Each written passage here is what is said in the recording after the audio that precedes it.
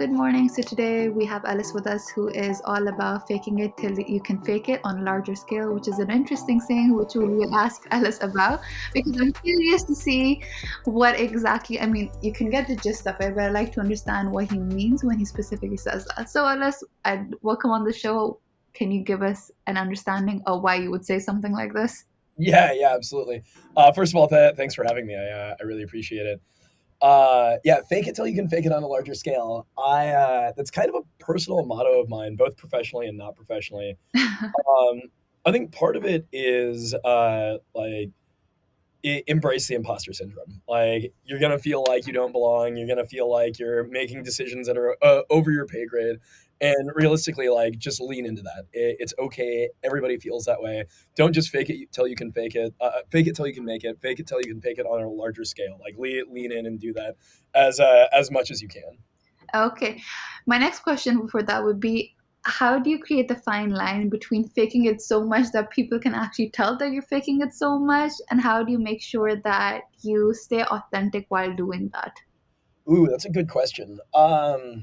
Make sure that you're at the right end of the Dunning Kruger curve.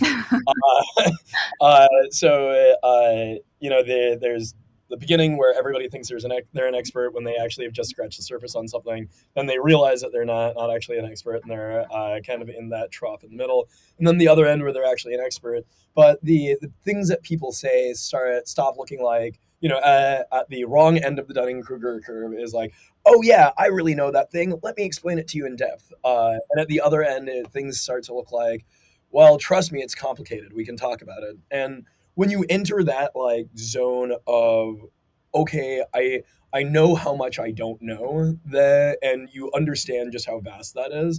And there's not significant blind spots where you don't know what you don't know. That's when I'd say that yeah, you can fake it, fake it till you can fake it on that larger scale by understanding where those blind spots are.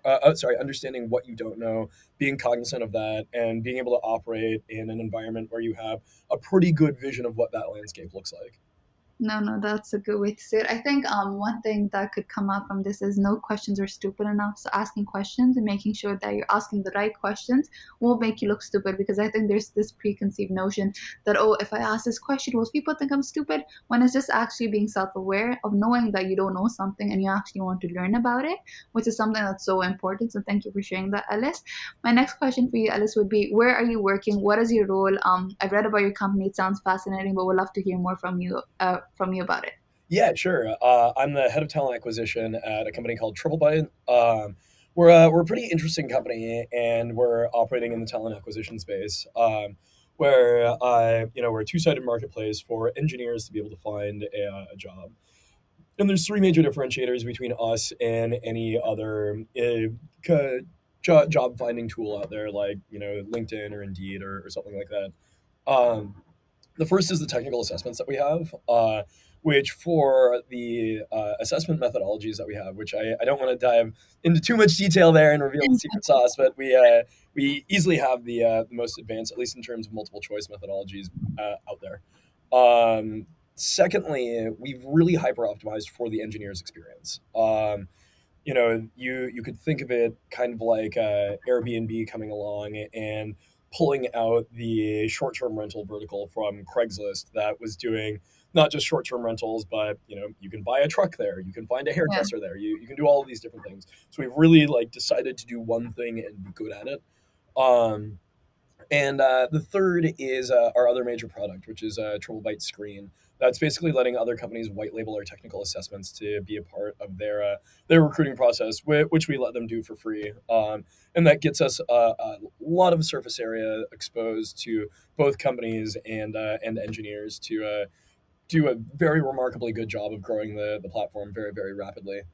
And so my role here, being head of talent acquisition, is actually purely internally facing. I'm responsible for all hiring internally across the company. I'm not externally facing at all. We don't have like external recruiters that are working with clients at all or anything like that.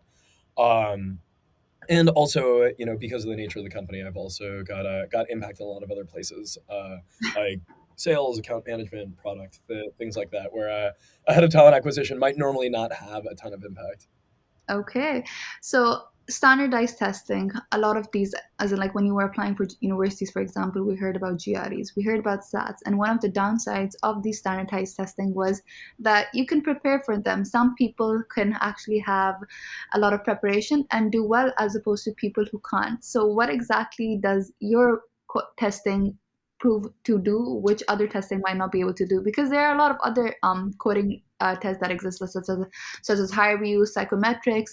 So how does your company, as like I understand there's a secret sauce behind that you don't want to reveal, which is completely understandable, but I'd like to understand, how do you remove the biases that might exist that would help you identify a good engineer? Yeah, sure. So one of the most core metrics that we've always chased is getting somebody an offer from an on-site interview. And working backwards from there, and not necessarily optimizing for kind of some of the traditional things out there, like can you turn a hash map into a binary search tree? Like, we have specific granular assessments that can test that if that's something that you care about, but most companies don't care about that kind of thing these days. You can just Google that and it's fine. And So coming up with rather granular assessments, and having it based on being predictive of if somebody is going to receive an offer from an on-site interview, are good ways at backing into just assessing somebody for the skills that they have and not were they able to prepare for the test. There's a lot of other things that go into it. For example, the tests are adaptive, so the better you do, the harder it gets.